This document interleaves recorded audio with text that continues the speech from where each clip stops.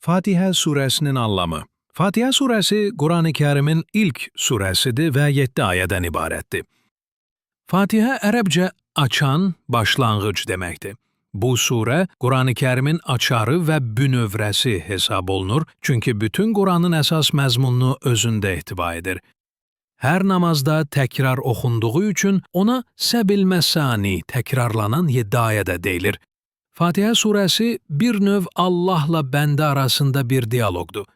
Bu surə bəndənin Allaha yönəlişini, onun böyüklüyünə etirafını, ondan kömək diləməsini və doğru yola yönəlmə arzusunu ifadə edir. Fatihə surəsinin əsas mesajları bunlardır. Allaha həmd və şükür. Surə Allahın Rəhman Rəhim və din gününün sahibi olduğunu bildirərək ona həmd etməklə başlayır. Bu, möminin Allah qarşısında təvazökarlığını və minnətdarlığını ifadə edir. Tövhid, Allahın birliyi, yalnız sənə ibadət edir və yalnız səndən kömək diləyirik ayəsi, İslamın əsas prinsipi olan tövhidi, yəni Allahın birliyini və yalnız ona ibadət edilməli olduğunu vurğulayır. Doğru yol tələbi. Namaz qılan şəxs Allahdan doğru yola, sirat-əl-müstəqim yönəlməsini diləyir. Bu doğru yol Allahın nemət verdiyi peyğəmbərlərin, siddiqlərin, şəhidlərin və salihlərin yoludur. Azğınlıqdan və qəzəbə düçar olmaqdan sığınma. Surə, Yəhudilərin və Xristiyanların timsalında qəzəbə düçar olmuş və azmışların yolundan uzaq durmaq üçün Allaha sığınmaqla bitir.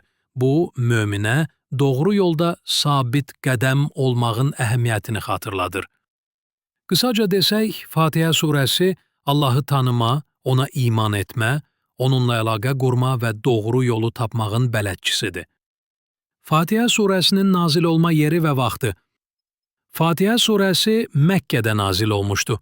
İslam alimlərinin əksəriyyətinin fikrincə, Fatihə surəsi Məkkə dövrünün ilk illərində, bəzi rəvayətlərə görə isə hətta peyğəmbərliyinin, risalətin elanından sonra nazil olan ilk tam surədir. Bu səbəbdən də ona Ümmül Kitab, kitabın anası və Ümmül Quran, Quranın anası kimi adlar verilmişdi. Bəzi alimlər, Fatihənin Mədinədə nazil olduğuna dair rəvayətlər də qeyd etsələr də, qəbul olunan ümumi fikir onun Məkkədə nazil olmasıdır. Bunun əsas səbəbi Fatihənin İslamın təməl prinsiplərini, tövhidi, Allahın birliyini və Allaha sığınmağı vurğulamasıdır ki, bu da Məkkə dövründə müsəlmanların əsas ehtiyacı idi. Həmçinin namazın əvvəldən vacib qılınması və hər namazda Fatihənin oxunmasının zəruriliyi onun Məkkədə nazil olmasının dəlilidir. Deməli, Fatihə surəsi Məkkədə Peyğəmbərliyin ilk illərində nazil olmuşdu. Fatihə surəsi 7 ayədən ibarətdir və hər bir ayə özlüyündə dərin mənalar daşıyır. Gəlin bu surəni ayə-ayə araşdıraq. 1. Ayə. Bismillahirrahmanirrahim. Anlamı. Rəhman və Rəhim Allahın adı ilə. İzahı. Bu ayə Qurani-Kərimdəki bütün surələrin, Tövbə surəsi istisna olmaqla, əvvəlində gəlir və hər xeyirli işə başlarkən deyilən bir ifadədir. Bu, Allahın adı ilə başlamağın, ondan kömək istəməyin və hər işi onun bərəkəti ilə görməyin əhəmiyyətini vurğulayır. Rəhman, Allahın ümumi rəhmətini, Rəhim isə möminlərə olan xüsusi mərhəmətini ifadə edir. Elhamdülillahi Rabbil aləmin anlamı. Həmd olsun aləmlərin Rəbbi Allaha. İzahı. Bu ayə Allahın bütün kainatın yaradanı, sahibi və idarədəni olduğunu bildirir. Həmd, şükür və tərif, bütün gözəlliklərin, yaxşılıqların və nemətlərin yeganə qaynağı olan Allaha aiddir. Bu, bəndənin Allaha qarşı minnətdarlığını və təvazökarlığını ifadə edir. 3 ayə Ər-Rahmanir-Rahim anlamı. Rəhmandır, Rəhimdir. İzahı. Bu ayə təkrarən Allahın rəhmət və mərhəmət sifətlərini vurğuluyor. Bunun təkrar olunması Allahın rəhmətinin necə geniş və hər şeyi əhatə etdiyini göstərir. İnsan üçün bu iki sifətin dərki ümid və təskinlik mənbəyidir. 4 ayə Məlikiyyə Umiddin anlamı. Din gününün sahibidir. İzahı. Bu ayə axirətə, yəni qiyamət gününə işarə edir. Allahın yalnız bu dünyanın deyil, eyni zamanda əməl və mükafat gününün də yeganə sahibi olduğunu bildirir. Bu, insana hər əməlinin hesabının sorulacağını xatırladır və onu məsuliyyətli olmağa sövq edir. 5 ayə İyyəkə nə'budu və iyyəkə nəstəin anlamı. Yalnız sənə ibadət edir və yalnız səndən kömək diləyirik. İzahı.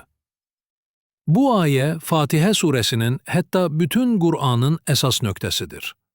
Tövhid, Allahın birliyi prinsipini ən aydın şəkildə ifadə edir. Bu, Allahdan başqa heç bir ilah olmadığını, ibadətin yalnız ona xas olduğunu və bütün köməyin yalnız ondan gəldiyini bəyan edir. Bəndənin tamamilə Allaha təslimiyyətini və təvəkkülünü əks etdirir. 6 ayə İhdinəs siratel müstəqim anlamı. Bizi doğru yola yönəlt. İzahı. İbadət və təvəkküldən sonra bəndə Allahdan ən vacib şeyi, doğru yolu, sirat-el müstəqim istəyir. Bu yol Allahın razılığını qazandıracaq, axirətdə qurtuluşa çatdıracaq həyat yoludur. Bu, Qur'anın, Peyğəmbərin sünnəsinin və salih əməllərin yoludur. 7 ayə Sirat-ellezine en'emte aleyhim gayril məğdubi aleyhim vələddəllin anlamı. Nemət verdiyin kəslərin yoluna, qəzəbinə düçar olanların və azmışların, haqdan azanların yoluna deyil. İzahı. Bu ayə əvvəlki ayədəki doğru yolun nə olduğunu daha da konkretləşdirir. Nemət verdiyin kəslər peyğəmbərlər, siddiqlər, şəhidlər və salih insanlardır. Qəzəbinə düçar olanlar isə haqqı bilib inkar edən və ya qəsdən pozanlardır. Adətən Yahudilərlə əlaqələndirilir. Azmışlar isə bilmədən haqdan uzaqlaşanlardır. Adətən xristianlarla əlaqələndirilir. Bu ayə mömini bu iki qrupdan uzaq durmağa və nemət verilən kəslərin yolunu izləməyə çağırır. Fatihə surəsi bu 7 ayə ilə bəndənin Allaha münasibətini, imanını, istəklərini və sığınmalarını mükəmməl şəkildə ifadə edir. Diləyirəm ki, Fatihə surəsi qədər doğru yola yönəldən yardımçınız olsun. Videonu sona kimi izlədiyiniz üçün təşəkkür edirik.